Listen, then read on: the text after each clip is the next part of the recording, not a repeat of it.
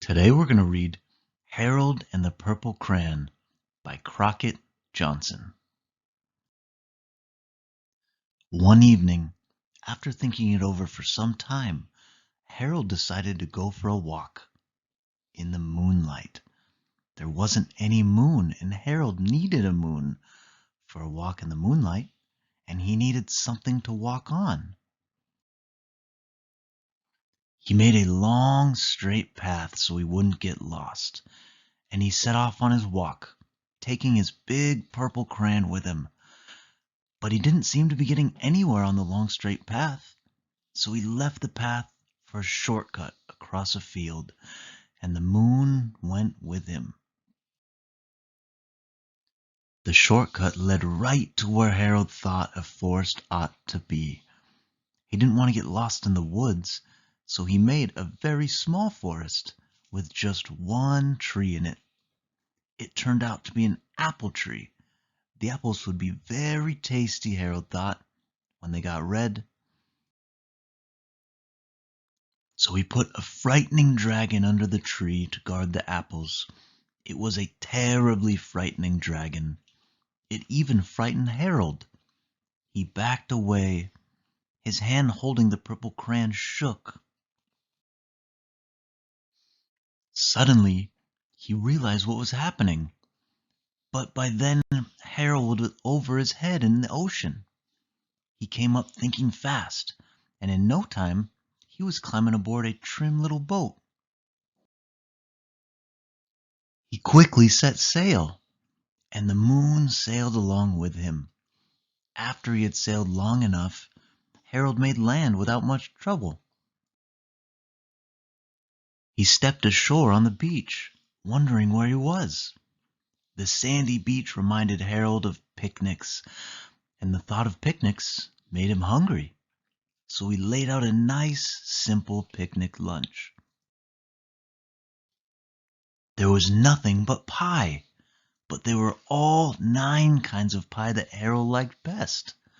When Harold finished his picnic, there was quite a lot left. He hated to see so much delicious pie go to waste.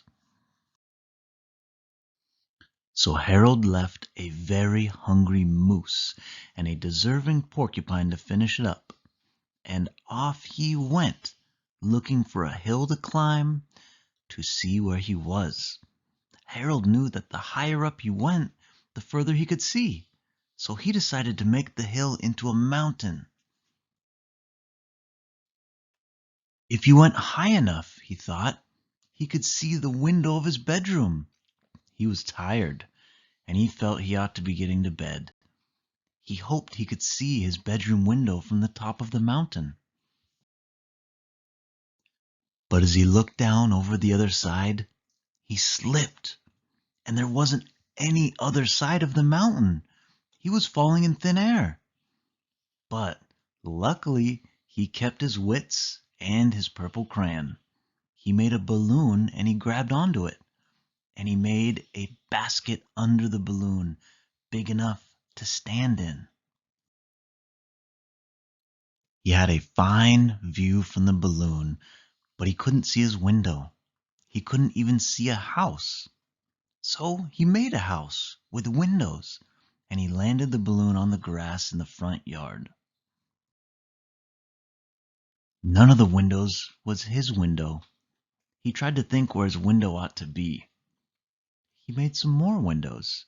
He made a big building full of windows. He made lots of buildings full of windows. He made a whole city full of windows. But none of the windows was his window. He couldn't think where it might be. He decided to ask a policeman. The policeman pointed the way. Harold was going anyway, but Harold thanked him. And he walked along with the moon, wishing he was in his room and in bed. Then, suddenly, Harold remembered. He remembered where his bedroom window was when there was a moon. It was always right around the moon. And then Harold made his bed, and he got in it, and he drew up the covers.